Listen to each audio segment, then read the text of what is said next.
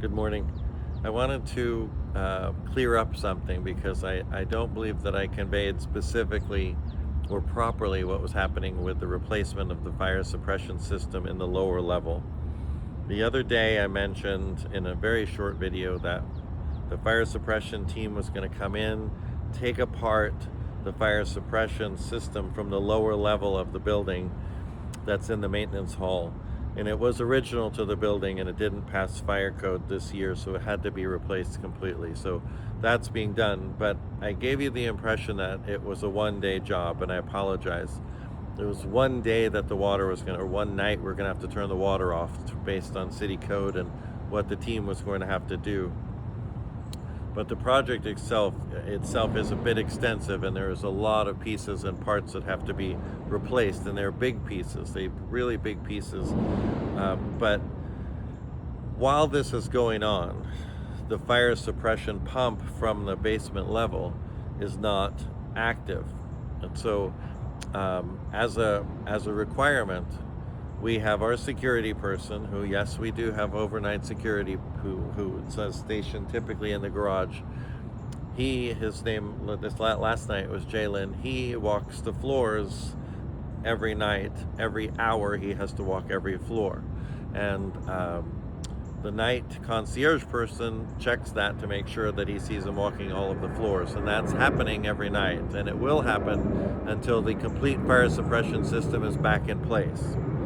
Now, the fire suppression system people came this morning very, very early, and they started working, and it disrupted a couple of people who live in the building who sent me notes, and they thought people were working in the lobby. It was not people working in the lobby.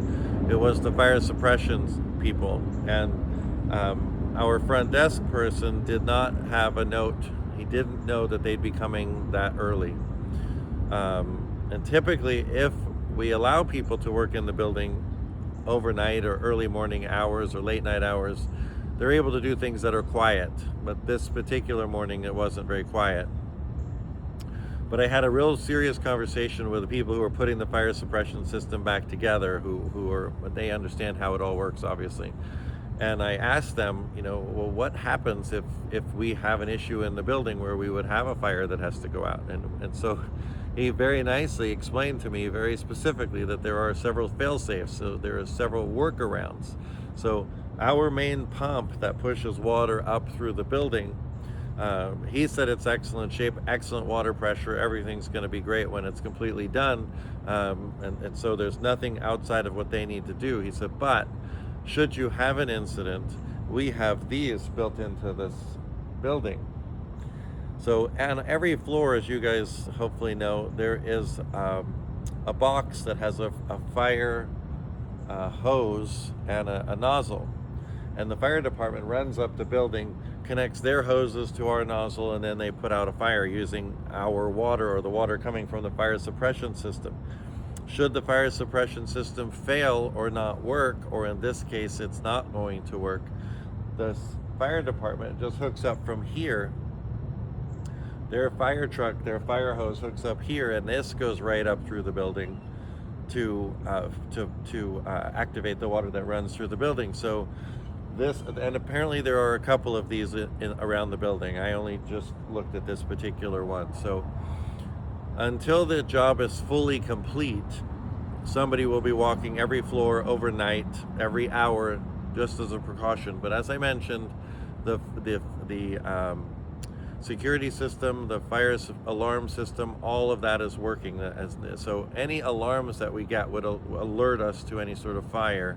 And in the case of a fire, should we have one, we won't, but should we have one, the fire department would hook up a hose to this and push water from their fire trucks right up into the building while the fire suppression system is being worked on. So there are several things built into the building to make sure that we have water in case of an emergency. So I just wanted to share that with you because I gave you the impression in my video that that was a one night kind of event, and it's not. It's going to be a couple more days depending on how far the team gets. Hopefully it will be done Monday, maybe Tuesday next week, but the team that I spoke to today said they don't believe it would go on until past Friday.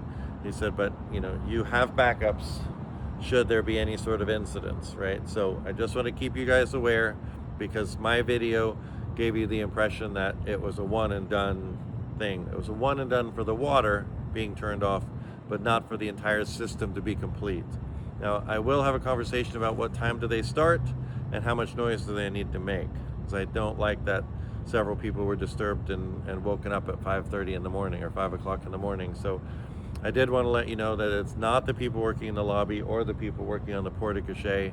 It's in the lower basement in the maintenance hall, and it just got a little loud. So we asked them to stop until about 7 this morning, but they do have some loud work that's going to be happening today. So if you do hear some noises today, it's going to be because they are trying to jackhammer some of the original concrete that's like a pad on top of our concrete slab that they need to remove to put in the new system. So that'll all be happening for the next several days. I will keep you aware of anything strange that happens, but hopefully that will go through smoothly. But I just wanted to keep you all aware of what was happening, and that there are backups and redundancies built into the building should we have any incidents at all. Thank you, everybody. I hope you have a great day. Look for me around the building.